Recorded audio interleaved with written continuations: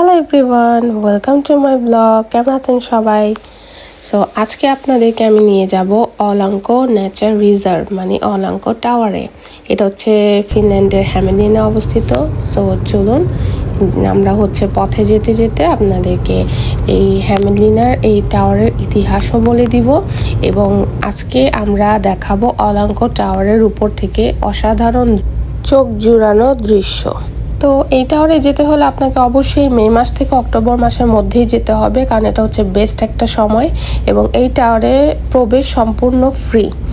এইখানে প্রতি বছর 4 লাখ ট্যুরিস্ট এখানে ভ্রমণ করতে যায় এবং আমরাও যাচ্ছি। তো আমরা তো তাড়াতাড়ি করে যাওয়ার জন্য প্রস্তুত নিয়ে আমরা বের হয়ে গেলাম। আর এই দিনের আকাশটা তো দেখতেই পাচ্ছেন কতটা সুন্দর ছিল এবং রাস্তাটা খুবই মসৃণ ছিল। আর এই টাওয়ারে যে শুধুমাত্র আপনি অবজারভেশন টাওয়ার ভিজিট করবেন তা না, এখানে কিন্তু আপনি ক্যাম্প ফায়ারিং করতে পারেন এবং আপনি বিভিন্ন উদ্ভিদ, তারপর যারা ন্যাচারাল ট্রেইল করে সেগুলোর জন্য খুব ভালো। আর এখানে আপনার সিভিলিয়াস ফরেস্ট আছে যা 2018 সালে প্রতিষ্ঠিত।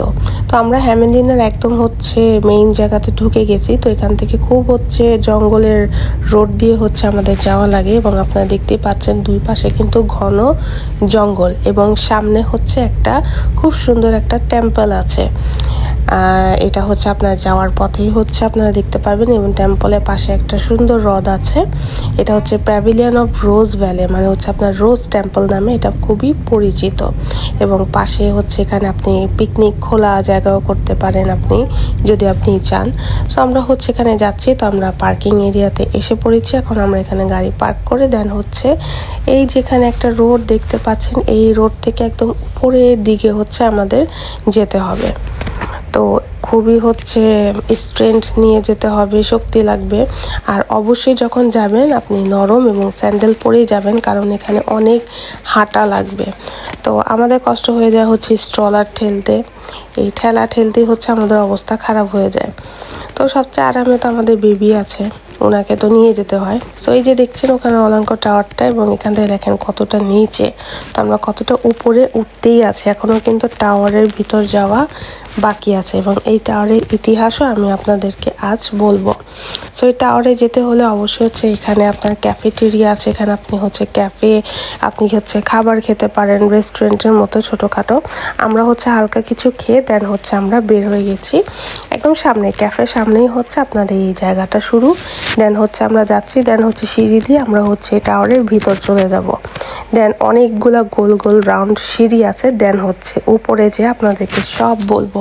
তো আমরা তো সব দলবল নিয়ে চলে গেলাম।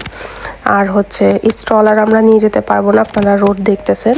সো স্ট্রলার আমরা নিচে রেখে গেছি এবং এখানে আপনি স্ট্রলার আরামে ফেলে রেখে চলে যেতে পারবেন, আপনার কোনো কিছু চুরি হবে না। সো আমরা এখানে যাচ্ছি। আমরা 2 ঘন্টা এখানে থাকছি। 2 ঘন্টায় আমাদের স্ট্রলার নিচেই ছিল। তো এখন আমি টাওয়ারের পরিচিতি দিই। এই টাওয়ারটা 33 মিটার উঁচু এবং 1906 থেকে 7 সালে আপনার স্থপতি ওয়ালডেমার আসপেলিন নির্মাণ করেছিলেন এবং এটি দেখতে একদম আইল্যান্ডের দুর্গের মতো। এটি অলাঙ্কো ভোরি পাহাড়ে অবস্থিত, যা বানাভেসি উপত্যকা ওই যে দেখা যাচ্ছে এবং অলাঙ্কন ইয়ারভি হ্রদকে ঘিরে রেখেছে, যা ফিনল্যান্ডের জাতীয় দৃশ্যপটগুলির মধ্যে একটি। তো এই যে দেখেন একদম ব্রিক দিয়ে এটা তৈরি করা হয়েছে। এটা অ্যাকচুয়ালি একটা পার্ক বানানোর কথা, বাট এখানে এটাও তৈরি করছে এবং এখানে আপনার কিছু কনস্ট্রাকশন কাজও চলতেছে। সো আমরা সিঁড়ি দিয়ে যাওয়া শুরু হয়েছে। সো এই যে সিঁড়ি দিয়ে যাচ্ছি। তো আমরা আর কি বলবো, এবং সাথে আপনার দৃশ্য তো দেখতেই পাচ্ছেন, কিছু বলার নেই। তো এই যে এখানে আমরা সিঁড়ি ধরে ফেলছি, এখন শুধু উপরে যেতে হবে।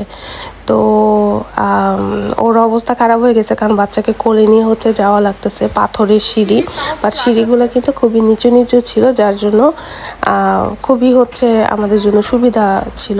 তারপরও সিঁড়ি তো সিঁড়ি, উঠতে গেলে হাঁপাতে হয়। সো এই যে সিঁড়ি দিয়ে আমরা যাচ্ছি এবং সিঁড়িতে প্রতিটা জায়গায় জায়গায় দেখেন আপনার ভিউ দেখার জন্য এরকম হচ্ছে খোলামেলা জানালা আছে চারোদিকে, একদম হচ্ছে চারোদিকে এরকম, যেহেতু এটার নাম অবজারভেশন টাওয়ার। এবং দেখেন বসার জন্য বেঞ্চও রাখা আছে, মানে আপনি যদি টায়ার্ড হয়ে যান, অবশ্যই টায়ার্ড হবেন, আমরাও হয়েছি, তো আপনি হচ্ছে এখানেও বসতে পারেন এবং হচ্ছে আপনার বেঞ্চেও বসতে পারেন। সো দেখেন এখান থেকে ন্যাচারাল ট্রেইলে সব হচ্ছে আপনার জঙ্গল দেখা যাচ্ছে। সো ইনি হচ্ছে দুইজন হচ্ছে একদম মানে টায়ার্ড হয়ে গেছে, তো এখানে কিছু তাদের ছবি তুলে দিলাম। সো যেহেতু হচ্ছে স্মৃতি, আমি বেশিরভাগ হচ্ছে ছবি নিয়েছি, ভিডিও হচ্ছে কম করেছি। এবং আজকের ছবিটা মানে আর ভিডিওটা হচ্ছে স্পেশাল আমি এইচডি করেছি, যার জন্য হচ্ছে একটু মানে কালারফুল দেখা যাবে, তো এইচডি কোয়ালিটি রাখছি। সো এই তো আমি হচ্ছে এসে পড়েছি একদম ভিউ পয়েন্টে। আপনি দেখতে পারবেন বিস্তীর্ণ ভানারাবাসী উপত্যকা এবং পারিপার্শ্বিক সবুজ বন, যা ফিনল্যান্ডের এক অন্যতম ন্যাশনাল ল্যান্ডস্কেপ বলা চলে। নিচে হচ্ছে এই টাওয়ারের নিচে হচ্ছে 1930 সালের তৈরি অ্যাক্সেসিবিলিটি ফ্রেন্ডলি প্ল্যাটফর্ম আছে, যা দর্শনার্থীদের বিশ্রাম ও নিরিবিলি দৃশ্য উপভোগ করতে সহায়ক, যেটা আমরা এখান থেকে টাওয়ার থেকে নেমে আপনাদেরকে দেখাবো। এবং এর নিচে একটা বিয়ার ক্যাম্প মানে হচ্ছে ভালুকের বাসা আছে, যেটার ভাস্কর্য দেওয়া আছে, তো এটা নিচে আছে, বাট আমি যেতে পারিনি যেহেতু আমার কাছে স্ট্রলার আছে, বাচ্চা আছে, সো যেতে পারবো না। তো এই যে দেখেন দূর থেকে আমি জুমিং করে দেখাচ্ছি একদম। এবং এখানে হচ্ছে আপনার এই যে দেখেন এখানে সবাই হচ্ছে আপনার বোট চালাচ্ছে এবং এটা হচ্ছে উইমারান্তা মানে সাঁতার কাটে এখানে। সো এখান থেকে সব আমি হচ্ছে জুম করে করে দেখাচ্ছি, অনেক দূর থেকে আমি জুমিং করে হচ্ছে দেখানোর চেষ্টা করছি যেন আপনারা বুঝতে পারেন। এবং এখানে যদি আপনি নিজ চোখে না আসলে মানে আপনি নিজ চোখে যদি না দেখেন আপনি বুঝতে পারবেন এখানকার সৌন্দর্যটা। এবং সেদিন খুবই গরম ছিল, রোদের জন্য আমাদের খুবই কষ্ট হচ্ছিল এবং হচ্ছে আমাদের পিকচার ভিডিও সব হচ্ছে অন্যরকম মানে তেমন কালারফুল হচ্ছে আসেনি, যার জন্য আমার হচ্ছে এইচডি কোয়ালিটি বাড়িয়ে এই হচ্ছে ভিডিওটা নেওয়া লাগছে। সো এই যে আমি অনেক উঁচু থেকে দেখাচ্ছি একদম নিচে। তো এই তো প্রকৃতির সৌন্দর্য উপভোগ করতে থাকুন। আমরা তো একদম টায়ার্ড হয়ে গেছি উপরে উঠতে উঠতে, বাট উপরে সৌন্দর্য দেখে টায়ার্ডনেস সব চলে গেছে। এই টাওয়ারে কিছু সাংস্কৃতিক প্রেক্ষাপট রয়েছে, যেমন প্রখ্যাত সঙ্গীত রচয়িতা জিন সিভিলিয়াস অলাঙ্কতেই অনুপ্রাণিত হয়ে ফিনল্যান্ডিয়া রচনা করেছিলেন বলে প্রচলিত। এই এলাকায় এখন আছে সিভিলিয়াস ফরেস্ট নামে, যা 2018 সালে প্রতিষ্ঠিত হয়েছে, আমি আগেই বলেছিলাম। তো এই তো একদম বোরিং লাগবে না, আপনার দেখেই হচ্ছে মন ভরে যাবে, কারণ স্ক্যান্ডিনেভিয়ান এই দৃশ্য দেখতে অন্যরকমই। সো আমরাও হচ্ছে কিছু দৃশ্য হচ্ছে ক্যামেরা বন্দি করে ফেলেছি, এই যে বাবা ছেলের হচ্ছে বন্ডিং। তো খুবই সুন্দর ছবি আসছে, যেহেতু হচ্ছে জায়গায় হচ্ছে সেরকম দেখার মতো। তো হ্যামেলিন আসলেও খুব সুন্দর একটি জায়গা ফিনল্যান্ডে এরকম আরও অনেক হচ্ছে হিডেন জেমস রয়েছে, যা আস্তে আস্তে দেখাবো। তো এই যে আমি এসে পড়েছি, আমি নিজের ছবি খুব কম তোলার চেষ্টা করেছি, কারণ আমি চাচ্ছিলাম যে একদম মানে সব ভিউগুলো আপনাদেরকে বেশি দেখাবো। তো এই তো আর রোদের কারণে তাকানো যাচ্ছিল না, কি বলবো। তো এই তো খুব কষ্টে তিনটাকে এক করে দেন হচ্ছে ছবি তুলছি।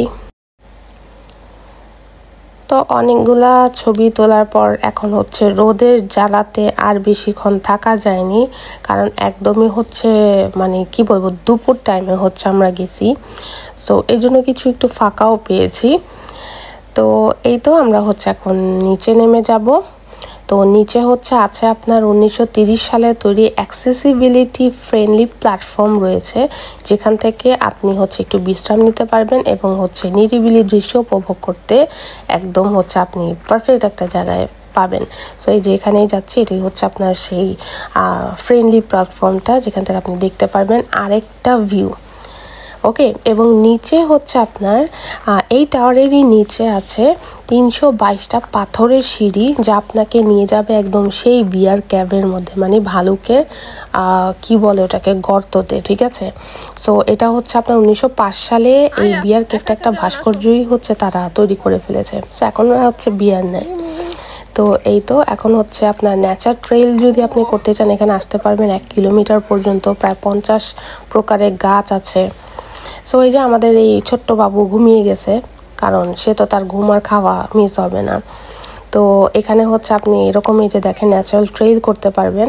সো সব কিছু এখানে ক্যাম্প ফায়ারিং স্পট আছে, তারপর হচ্ছে আপনি সিভিলিয়াস ফরেস্ট, তারপর হচ্ছে সৈকত। এখানে হচ্ছে এই যে আপনি দেখেন যেখানে এরকম হচ্ছে আপনি নদীতে হচ্ছে একটু আপনি যদি নদীতে হচ্ছে আপনি বোট চালাতে চান সেটারও হচ্ছে আপনার ব্যবস্থা আছে। এখানে আপনি বোট হচ্ছে আপনি ভাড়া নিতে পারেন এবং অনেক সময় ফ্রিতেও পাওয়া যায়। সো এটা আপনার হচ্ছে সার্চ করে দেখতে হবে।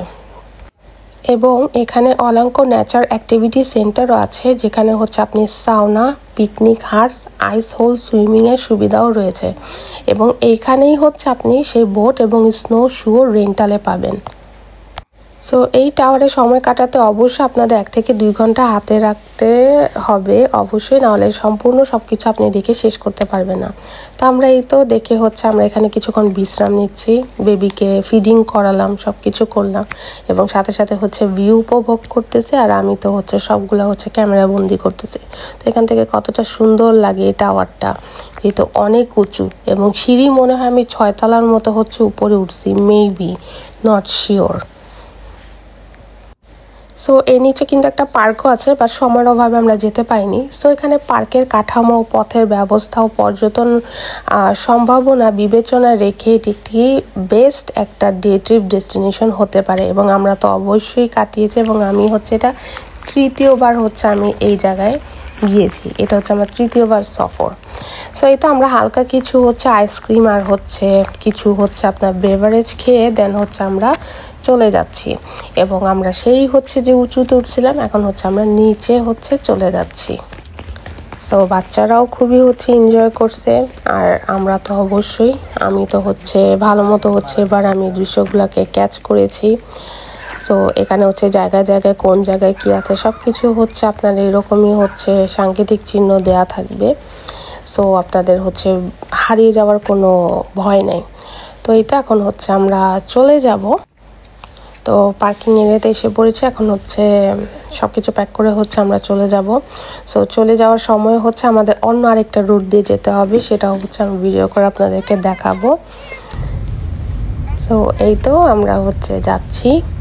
তো এটাও হচ্ছে আপনার ফরেস্ট দিয়েই যেতে হবে। সো আমি হচ্ছে আমাদের 360 নিয়ে হচ্ছে আছি এবং আরেকটা হচ্ছে আমি আমাদের কারের উপরে দৃশ্যগুলো 360 ইনস্টা দিয়ে হচ্ছে তুলতেছি এবং আরেক হাতে হচ্ছে ক্যামেরা করতেছি, মানে ব্লগ করতেছি। মানে কত কষ্ট করতে হয় ভাবেন। এবং জায়গাটা আপনি দেখতেই পারতেছেন কতটা সুন্দর, ঠিক আছে। যাদের দেখেন একজন সাইকেল চালাচ্ছে, একজন হচ্ছে হাঁটতেছে। সো এইভাবে হচ্ছে আজকে আমাদের দিনটা হচ্ছে আমরা এনজয় করলাম। আমাদের ভ্রমণ ব্লগে অবশ্যই আপনাদেরকে অলওয়েজ ইনভাইটেশন থাকবে। আমার বেবি হচ্ছে ঘুমিয়ে গেছে যেতে যেতে। তো আপনি যদি ভ্রমণে যাওয়ার পরিকল্পনা করেন হ্যামেলিনা অলঙ্ক টাওয়ারে, অবশ্যই আপনারা যাবেন প্রাকৃতিক সৌন্দর্য উপভোগ করতে। এবং আমার চ্যানেলটিকে অবশ্যই লাইক, শেয়ার এবং সাবস্ক্রাইব করতে ভুলবেন না। So see you in next blog. Bye by.